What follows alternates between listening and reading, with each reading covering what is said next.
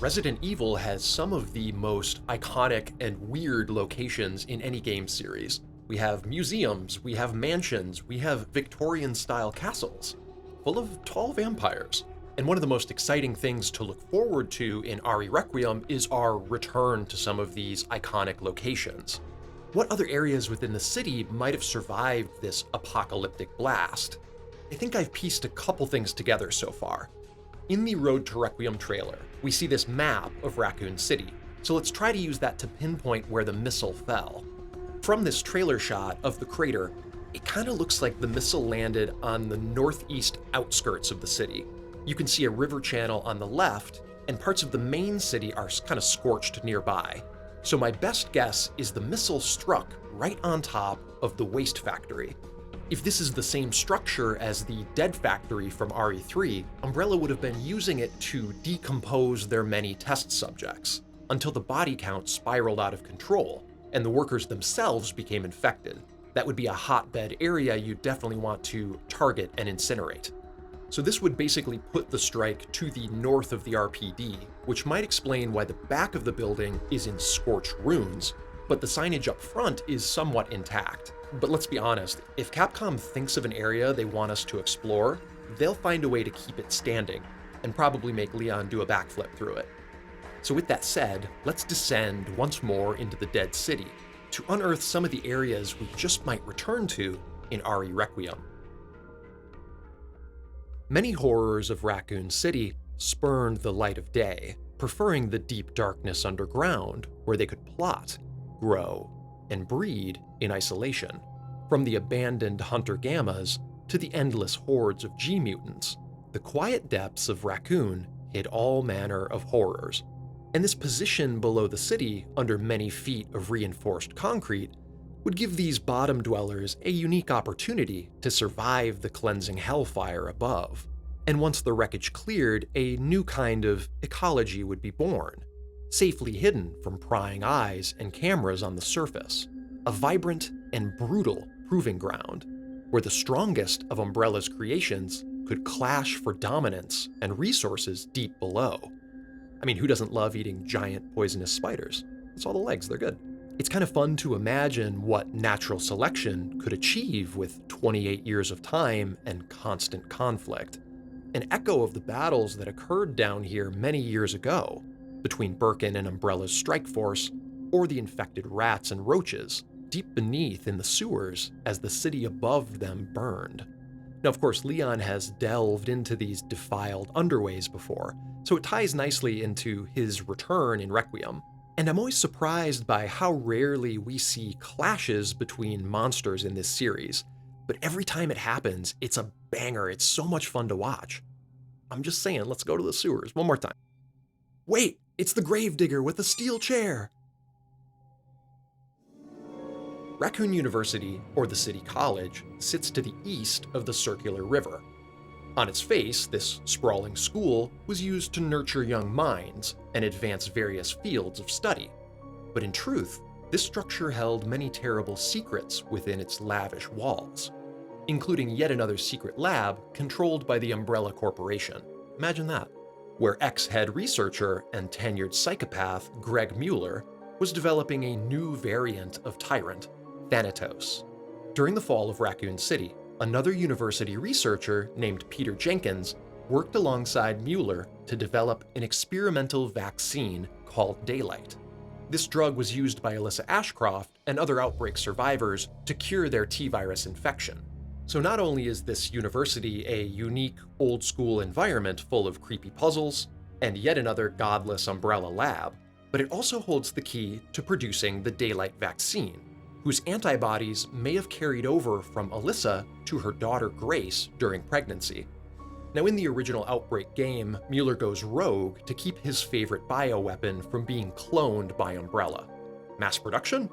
Ridiculous! Which leads to him getting domed by Nikolai, and the entire university being leveled in a huge explosion. Now, I know that sounds like a pretty definitive, destructive end for Raccoon's home of higher learning, but let's remember the series we're talking about here. So maybe Requiem offers a different take on this story, with Raccoon University being spared from the worst of the blast. This would allow Grace to kind of follow in her mother's footsteps and explore this strange environment, and possibly confront some of the same horrors Alyssa faced as well. Your right hand comes off. And in doing so, unearth the true nature of the daylight vaccine and the T antibodies running through her blood. Just please keep us out of the emissions tower. 13 years later, and I'm still covered in wasp stings.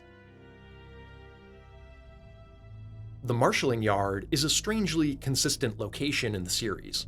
Time and time again, we return to this staging ground located on the outskirts of the city, which hides a giant lift into Umbrella's underground lab. Why can't we quit you? Now, in the original RE2, Leon and Claire make use of this supersized lift, facing off against evolving G monstrosity and Father of the Year, William Birkin. Lovely parenting skills. But we can also explore this area as Alyssa Ashcroft, using it to escape the frigid corridors of Birkin's lab, after pancaking this G mutant with a giant train. And this makes the marshalling yard one of the few shared locations between RE2 and Outbreak, which is a nice mirror of Leon and Alyssa appearing in Requiem. Now, in and of itself, the marshalling yard isn't terribly important. It's more of a point of transition between the monster-infested sewers to the monster-infested science lab.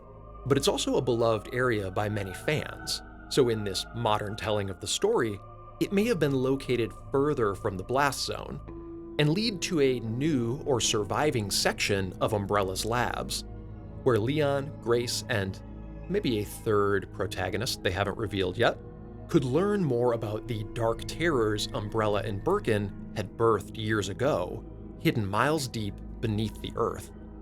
And I mean, honestly, you have to include this one for the soundtrack alone. It's so damn good.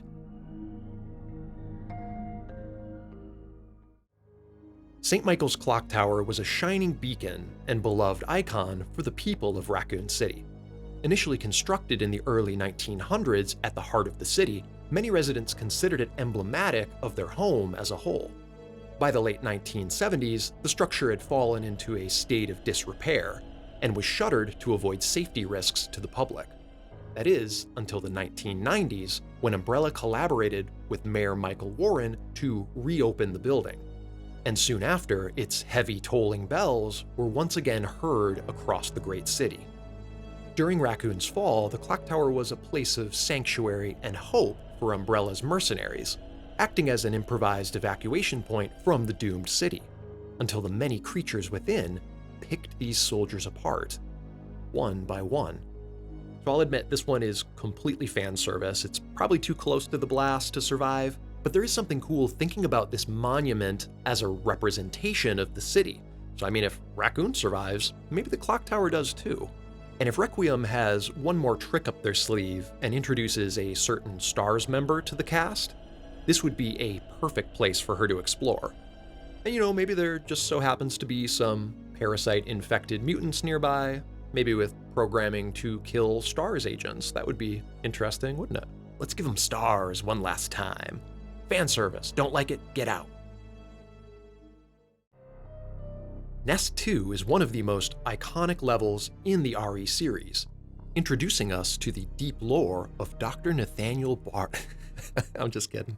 I can't say that with a straight face. There could be no other choice for location number 1.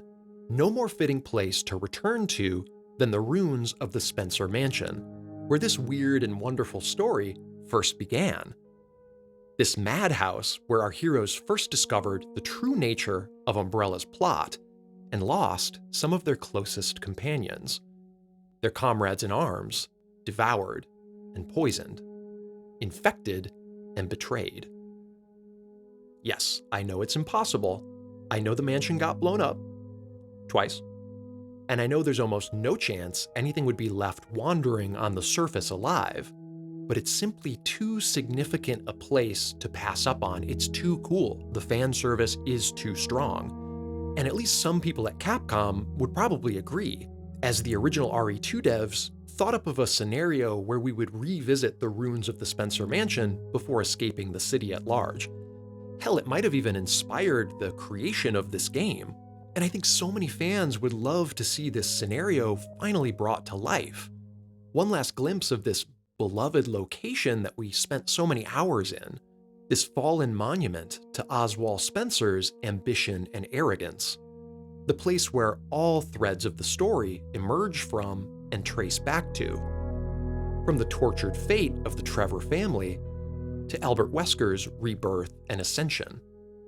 The cool lore, the goofy lore, the what a mansion, none of it happens without this place, and so the only right path is to return to it. I think Requiem, more than anything, will close the page on this era of the story, of the fate of Raccoon City, 30 years in the making, that's still surprising us. So what better way to close than amidst the ash and debris of arguably the best level in the entire series, the flame they keep trying to chase. So in just a matter of weeks, on the arrival of RE Requiem, I think we'll get one last look at this incredible location. Even if it's just a pile of planks and ash, I don't care, I want to see it.